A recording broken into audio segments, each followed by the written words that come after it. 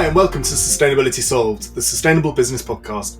I'm Will Richardson, the founder and CEO of the Green Element Group, incorporating Green Element, Compare Your Footprint, and of course, Sustainability Solved. We've been empowering organisations to manage their environmental impact for a just and sustainable world since 2004. And I'm Charlie Luxton, an architectural designer who focuses on sustainable buildings and housing. Today we're talking about a subject that is close to my heart. Ian Pritchett is the co-founder of Greencore Homes in Oxfordshire, who build airtight, energy-efficient, timber frame houses, and they construct them in their factory in Bicester. So welcome, Ian. Morning, Charlie. Morning, Will. So what we're trying to get right into the meat of this morning, Ian, is the planning system and its response to the climate challenge and the pressures that we are feeling in this country around development.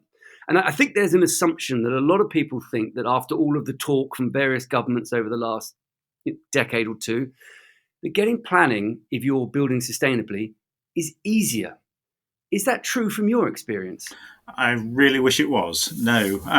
First of all, I should say I'm not an expert on planning. I'm just a frustrated user of the planning system.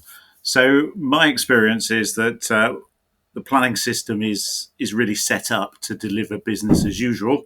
And if you want to try and do something better or different, that can create some challenges. You often have, the personal support of the planning officer, but you're trying to do things that are unusual, that therefore get closer scrutiny, take longer to get consent, and there can be a lot more bureaucracy involved in the process. So how would you sort of class business as usual, and how would you class what you're trying to do differently? Well, business as usual really is the model of planning for the volume house builders, really. That's where the vast majority of new houses in this country are delivered via the volume house builders. And that's really what the planning system is set up for. It's aligned to the way they do things. If you had a carte blanche to build a utopian world within planning, from your experience, what would that be and what would it look like? Yes, I mean, it's a really challenging question. So first of all, I think it's important to understand that the planning system is really set by national government. And although local authorities try to impose their own standards, they're often challenged at a national level. So it means that the planning officers are really delivering a policy that's created nationally and was created many years ago. So it focuses on some things that we probably now think are less important. The things that we probably should be focusing on that are more important are things like energy, carbon, wildlife, biodiversity, and those sorts of things, rather than car parking spaces and bedroom sizes and so on. So I think ultimately we need a new planning policy that is a national policy that is fit for the future rather than comes from the past.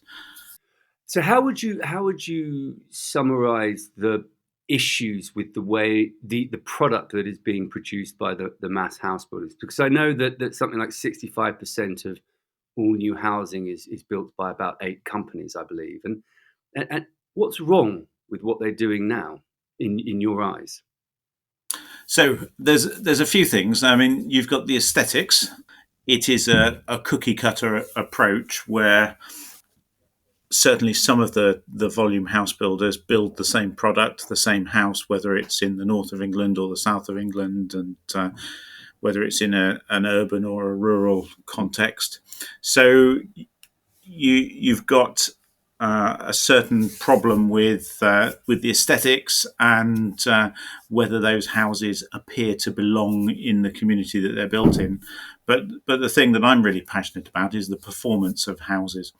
You know, we are in a climate crisis. Every time we build a new house, it's responsible for over 100 tons of CO2 emissions, and then in use it will emit carbon at the rate of, say, 3 to 5 tons a year.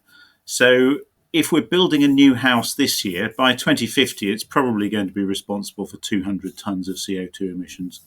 And we're in an environment where we've got a climate emergency. We're moving towards zero carbon as quickly as possible. We can't really afford to be building houses that are still contributing to the problem and will need to be upgraded in the near future.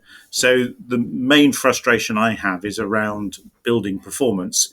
We've got to be setting our targets much higher, much sooner, and enforcing them and delivering on them. And unfortunately, we're not doing that. So I'm just going to put my cards on the table. Ian and I know each other. We're doing a project together, and we've known each other over a few years. And you gave me a statistic the other day which made me drop my pen, I believe, which was around the targets for new housing in Oxfordshire and how much of the Oxfordshire total carbon budget would be used by 2050 when you actually carry on with the business as usual case of existing housing. Can you just run me back through that? Because it was jaw-dropping. Yeah. So COP15 that was in Paris in 2016 set these global targets for CO2 emissions. And those are now broken down across countries. And in this country, they're broken down across local authorities. So in Oxfordshire, we've got 4 district councils and a city council. And the total carbon budget for those 5 local authorities is 26.3 million tonnes of emissions. And that's all the carbon that everything that happens in that area should emit for the rest of this century. And that's got to cover all of running our existing buildings, building new buildings, running those new buildings, transport, agriculture, industry. But the reality is that we're planning to build 100,000 new homes in Oxfordshire over the next 10 years, and that will use somewhere between 80 and 100% of that carbon budget in that timescale just on those new houses. So it's not a fair apportionment of the carbon budget if we're going to squander all of it just on new housing in 10 years. And do you think that anybody other than you has done that maths? And if so, why aren't they running around waving their arms in the air? I mean, what are local government and central government doing if clearly I assume that issue runs out across the entire country? Oxfordshire is not going to be unique in that position. No, it's probably not unique, although it's probably fair to say we're building more houses pro rata in Oxfordshire than some other parts of the country. I think, to be frank, not many people have made the connection. The Climate Change Committee are very strong on this and are advising government. But government's in that awkward situation where we don't have enough housing. We've got a housing crisis. And if we don't keep building houses, we don't get votes for politicians. So unfortunately, government are looking to dumb down regulations to keep the volume up. And I think that's really driven by the volume house builders who tell government that you can either have the numbers or you can have the quality, but you can't have both. It's very frustrating because I think we've got to have both. So there's two things I'd like to just discuss on that. One is, I assume from the tone of your voice, you think we can have both quality and volume. Yes. Which is the first thing. And the second thing I want to come back to after that is do we really think we can build our way out of a housing crisis? And I think there's 2 slightly separate things. We start with the second one, actually, because it's fun. It's sort of like the base thing, isn't it? That there's this idea that we need more housing. We need to build more housing. We haven't got a massive population explosion, do we? We've got a significant fracturing of household scale sizes, right? So we need many more houses to accommodate fewer people in those houses. And those houses aren't getting radically smaller. So we're taking up more and more space per person. Yet somehow the only way that we feel that we can get out of this problem is to build. Now, we know building is inherently an environmentally destructive process. Even if you do it very, very sustainably, there's still impact. I mean, are there other ways that we can solve this problem? I'm asking a house builder here to say don't build new housing. But is anyone looking at that problem alternatively? And why does it win votes? Yes, so I think it's very true. The whole sector is very, very complicated. We're living longer. Our demographics are changing. There are smaller households, and where we have got spare housing, it's not necessarily in the part of the country that has employment and therefore we're becoming very much more concentrated in the southeast of the country, and there's vacant housing in other parts of the country. So you're absolutely right. There is a much wider issue of how we solve that housing crisis, and the main tool at the moment seems to be just build more houses in the southeast of the country, and try and hope we can get ahead of the curve. So I think we have got to look at other things in the shorter term, medium term, and long term as well. In terms of volume, as you say, I now build houses, and our mission really is to move the house building industry from an unsustainable model to a sustainable model. And you're right, every time we build a house, it has a negative impact. Our approach is to say, well, how can we create a positive impact every time we build a house? Can you lock up more carbon than you emit? Can you generate more energy than you use? Can you improve wildlife and biodiversity and so on? And as we start to work through, there are a number of those areas where we can create a positive impact. And we refer to what we do as building climate positive homes. But what we do is a drop in the ocean compared to the number of houses that are being built. People always assume that if you're building a more environmentally friendly house, it's going to be more expensive. But I remember it was for a budget. It was with George Osborne, so that would have put it back in 2018, 19 potentially. And Cardiff University came out on budget day and said, we've just built a house that is cheaper to build than a normal house. And as you say, it's climate positive, i.e. it was pretty much fully off grid. And so what they were trying to say was saying it's more expensive is not a good excuse. We've just done it as a university. So therefore that you can take that off the table. Surely we're 4 years on and we still aren't doing it. No one's picked up that. So we know it's not cost. I agree with you, although there are some higher costs to building more sustainably. But in my view, they are justifiable costs, and they will come down if we start to do it at volume. It's great that Cardiff University showed they could do it on a one-off basis. The volume house builders will want to know that they can do it at volume without significant cost overrun. And the only way they're going to find that out is if they try it, and they try building a fair number of these. I remember a friend of mine doing a project with a volume house builder where they did a small group of houses, and I think it was 15% more expensive the first time they did it. And he thought, well, great, 15%, that's not much. We can close that gap. Next time we do it, we'll probably be only 5% more expensive, and the time after that, we'll be at parity.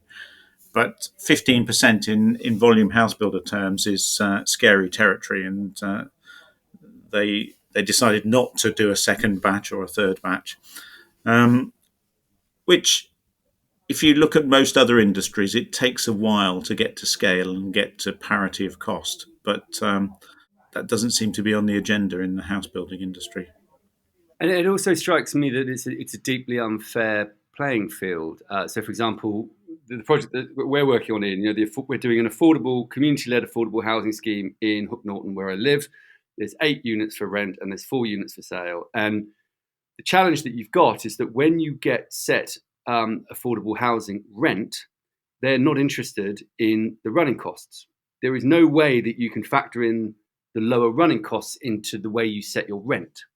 So the system not only, it sort of actively disincentivizes you to think about affordable living, it just talks about the house as a thing in isolation, which we know it is not. It is something that must be powered and serviced. So, it seems that on every level, there is a sort of a lack of understanding of the actual economics behind this. So, for example, if a mortgage company lent you money based on your outgoings, which they do, but they actually brought together your running costs with your mortgage costs, then your running costs were low. You could have, this is what I've never understood. You could have a bigger mortgage, you could buy a more expensive builder. A large volume house builder could build a more expensive house with more technology, even if it costs 5% more, and everyone would win apart from the energy companies, and therefore ideally we'd produce less carbon.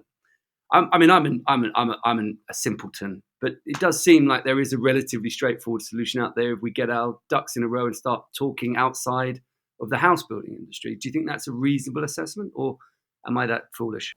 No, I think it's absolutely right. And there are some enlightened local authorities and enlightened mortgage companies that see it exactly that way, that affordable living is not just about the rent you pay. It's about the energy bills you pay. It's about your cost of food and transport and all the other things that go into the mix.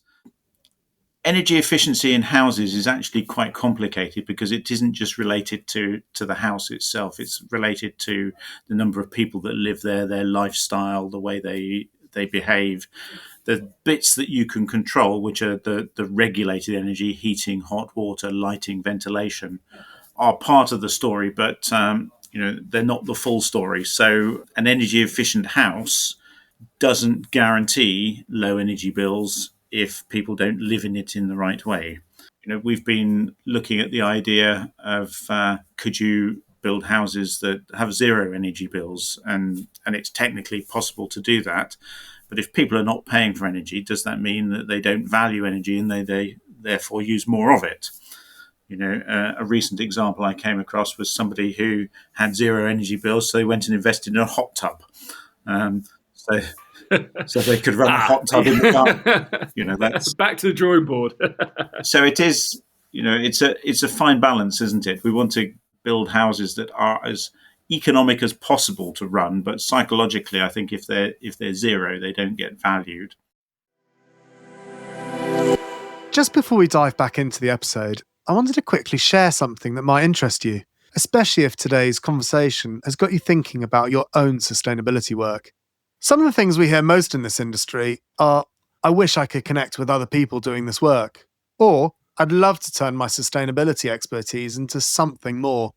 Well, Green Element, the sponsor of this podcast, have created their own ambassador network. And it does exactly that. This isn't about selling you something. It's actually about helping you make money while building the sustainability community we all need. So, here's what's in it for you. First, you get to join a genuine community of sustainability experts who share knowledge, refer work to each other, and solve problems together. So no more working in isolation. Secondly, there's real money involved. There's a 10% commission on software referrals and 5% on consultancy work. We're talking about projects that go from £1,000 right up to 100 grand. Plus, you'll be able to boost your presence by taking part in our fireside chats. I've actually got an email in front of me from Louise Stevens, one of the ambassadors, and it says that all her clients are genuinely happy because she's got a great partner and her clients love them. But here's the bigger picture. You'll be helping accelerate the sustainability transition that we desperately need. Every referral, every connection, every collaboration moves us closer to the world we're all working towards. If this resonates with you and you want to earn some extra income, click the link in our show notes to apply to become a Green Element ambassador. Okay, back to the show.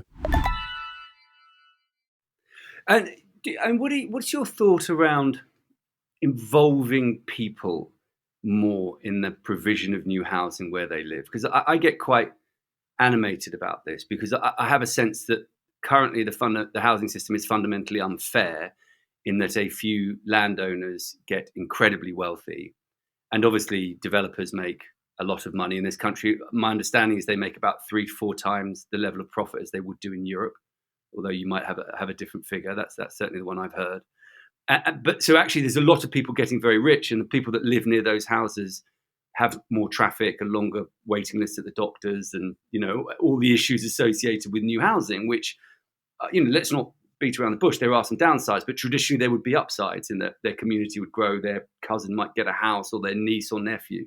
I mean, do you see that we need, in order to reset the housing system, we need to engage local people in a meaningful way, not just in a tick box way? Do you think that's part of the kind of process that we need to think about? I absolutely agree, yes. If people are going to have new houses built close to them, everybody needs to benefit from the process. You need to see that quality of life for everybody improves through access to amenities, shops, and the best developments now are really delivering on that.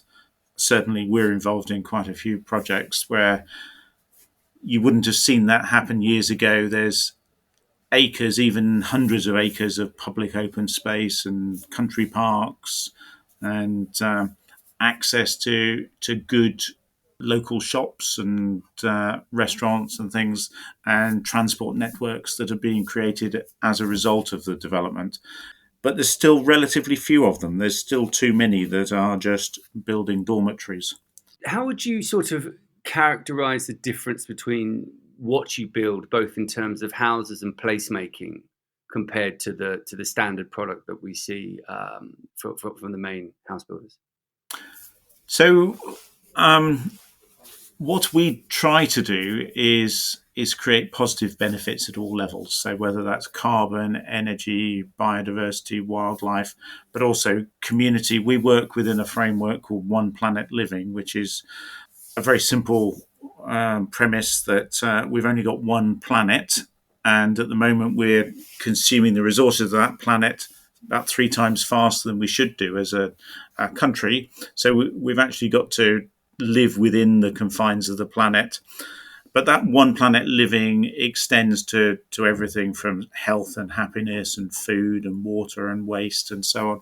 And so we are very conscious that it isn't just about building houses, it's building communities, it's building places where people want to live and can live sustainably, can live happily and healthily.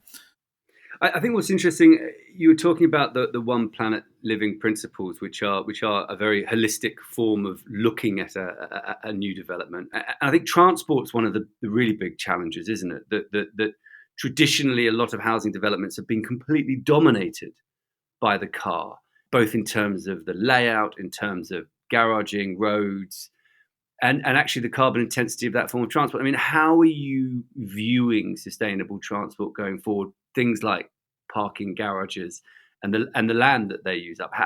Where do you see that element of this puzzle going, developing? I suppose the first thing is very few people actually park cars in garages. Where houses are built with garages, they are often sort of storage space and more than car parking. So certainly most planning authorities don't consider garages to be part of the parking allocation. You've got to have that parking space as well as the garages. But you're right, that leads to very often an average of 1.5 to 2 car parking spaces for every house that gets built. Schemes become dominated by parking and cars, and yet most of those cars are not used particularly regularly.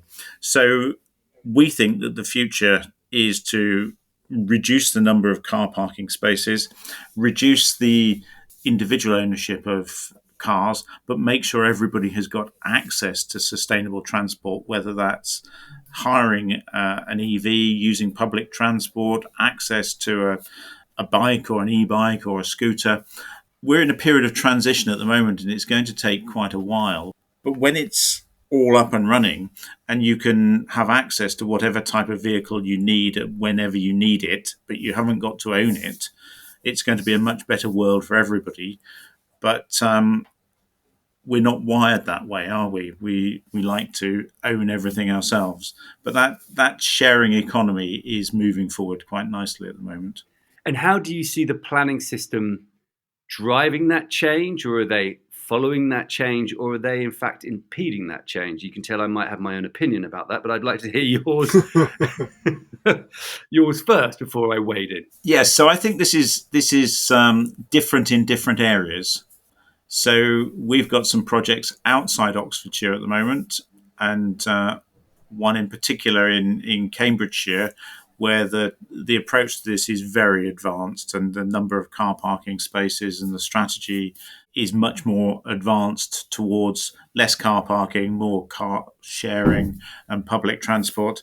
In the districts of Oxfordshire, it's more biased towards large numbers of car parking spaces and private ownership. In the city, it's again very much like Cambridge. It's more advanced, so it is very variable. The big problem, of course, is if you build something that doesn't have car parking spaces in the hope that people are going to reduce private ownership, and it doesn't happen, you've got a bit of a disaster. So everybody's very wary about rolling it out too fast, but it's got to happen, hasn't it? Yeah, because it's quite interesting in this affordable housing scheme. We proposed a 5-car electric car club to reduce the number of cars that people were owning, and we were going to park them on that site. And we were told we can't do that, that we need to provide everyone with a car park and then another overflow set of car parking, and that actually that's have to be shelved, which, given the ambitions of the scheme and the stated ambitions of climate emergency, it's a frustrating time, isn't it? Really, and I've sat in meetings with high-level planners in areas all over the country and said, so this is a deeply sustainable building, surely that matters. And ultimately, they've sort of stared at their shoes and gone, well, personally, I think it's amazing, but actually, in terms of legislation and planning policy, doesn't matter at all. Literally, they've sat there and said it doesn't matter. Yep, you've hit the nail on the head. Going back to your 5-car charging, because I think this is really, really, really important. How did the finances stack up with it? So was that included in the cost of building the property and the ongoing cost for that car club? So the car club exists in the location where this was going to go, and a number of the houses with an extended car pool was going to be put onto that site to allow the people who live there to use them and own less cars. Considering we're talking about affordable housing and houses for people right-siding, so older people, the idea that they could get rid of car ownership with the huge drag on personal economy finances that comes with car ownership seemed to be absolutely obvious. I think the issue that quite rightly Ian says is that if it doesn't work, there's a local disaster, and where do people park? But equally, one would imagine it's not beyond the wit of man or woman to say, let's allow a car club to start and we will review in 1, 2, 3, 5 years and change the strategy if it's not working. I think it's exactly what we need. I have this conversation all the time in my local area. So we live just outside Edinburgh, in suburbia. Pretty much everyone I know has 2 cars. We've only got 1 car, but a number of us do only have 1 car families, and it's actually quite hard. 3 times a week, I'm having to cycle 4 or 5 miles with my son on his trailer across to Fife. And it is a bit of a nightmare when it's raining and it's cold and sleety. And if we had a car club in South Queensferry, it'd be perfect, absolutely perfect, because it would cover those instances. So I think what you proposed was absolutely spot on. And I think this is what I was excited about this podcast was, why are we not thinking like that? What is going on? I mean, you've just said that the people you were talking to were like, well, personally, I think it's a really good idea, but actually planning doesn't allow, like, it's all very well. We've had this conversation now for 10, 15 years. What are we going to do about it? How are we going to change it? Like you two are in the industry. You do have a voice. Like, what can we actually do to change the rhetoric and to change that planning? So I think one of the things that we're doing at the moment is designing schemes that have compliant numbers of car parking spaces, but also have either a car club or some sort of access to the right type of vehicles, with the intention that some of those car parking spaces will revert back to green public space as we can demonstrate that they're not required. And that seems to be a sort of compromise that the planners are comfortable with, because you're actually hitting the policy at the moment. If it all goes horribly wrong, there is enough car parking space, but over time, if we can demonstrate that it works, we'll reduce the number of car parking space, and you'll get more green space as a result of it. And then I think if you can demonstrate that those work, next time or the next cycle of projects after that won't have to take the 2-step approach. They can jump straight into the end result. But we're talking about 5-10 years here. I think we are, yes. Which, given the fact 2050 is coming at a seemingly accelerating pace, well, that just might be my age, but it does seem to be getting quicker. Yeah, well, I'm older than you, Charlie. And do we have 5 or 10 years? And I suppose this is the challenge. Is like, so actually the issue probably, if we strip it away, is innovation. We are not innovating quick enough. Whether it's around, we've talked about a specific issue of transport, but actually it's within all areas, isn't it? We are not innovating quick enough. How on earth, let's say you're the new government, whichever that might be, I think we probably know which one it's likely to be. And the one that it's likely to be have already said they want to build, and they've said that explicitly. They want to build and they want to change legislation, rightly or wrongly, and I don't want to get into that, to build more. Okay, fine, but how do we accelerate innovation in this sector? I mean, does planning have a role? Does the industry have a role? Does government have a role? Where does that come from, that drive? Yes, so all of those stakeholders do have a role, but the problem is that it moves quickly. So what are the things that it moves slowly. So what are the things that we could do that could make it happen more quickly? And I think those are actually economic drivers. So if we take an example of energy efficiency in houses, if we started to play around with stamp duty on houses, at the moment stamp duty is linked entirely to the cost of a house, but it could be linked to the energy performance of a house. And if you had lower stamp duty or no stamp duty on zero carbon houses, people would start building them because they'd be more attractive to sell, more attractive to buy for the buyers, and the economics would start to drive it faster than the legislation can. And I suspect there are some things that we can do in car and transport terms as well, that you've just got to find what are the levers that make that possible. Interestingly, feeding into that, we work within the banking industry, and we're helping banks produce green loans. And I know that there's talk within the mortgage world of producing mortgages for houses so say a house that you've built in, someone will get a much better mortgage for your house that they've built rather than an older house, because they know that A, it's probably been built better, B, it's going to be less to run. There are lots of reasons why a mortgage company would prefer to have someone move into a house that's got lower running costs. And that's when probably the big house builders will start going. Well, that's been.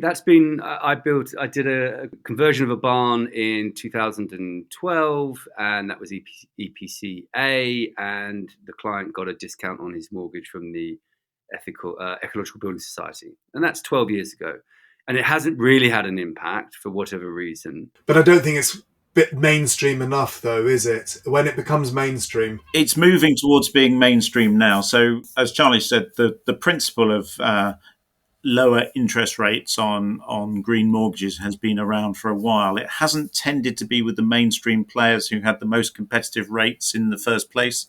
So, quite often it was possible to get a more competitive rate on a mainstream product than it was on an environmental product. But that is now changing. The finance industry has an awful lot of power.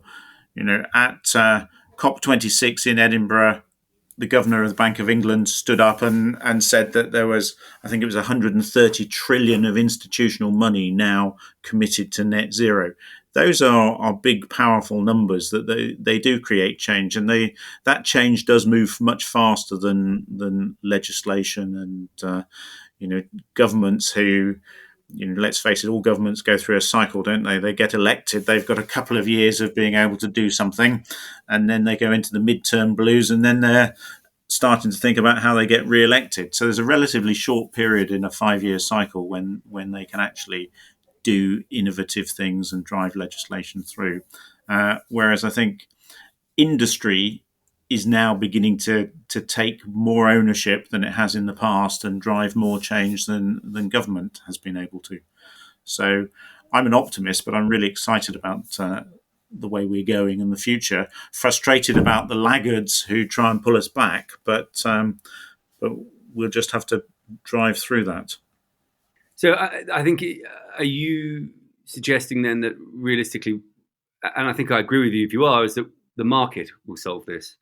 That the planning system will try and keep up and possibly hold it back in places, but ultimately the market and economics and the moving sort of public consciousness will actually be the thing that drives this change? I think we need both, but given the fact that the planning system moves so slowly, I think the market will drive it faster than the planning system does.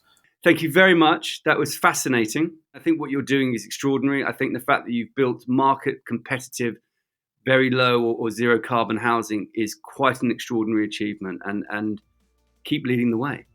That's my thought. Thanks, Charlie, and thanks, Will. Great to talk to you both. And that's it for this episode of Sustainability Solved. Next month, we're going to be talking to Stuart Goldsmith, a comedian who has been performing award-winning comedy all about the climate crisis. Make sure you hit follow in your app so you get notified as soon as the next episode drops.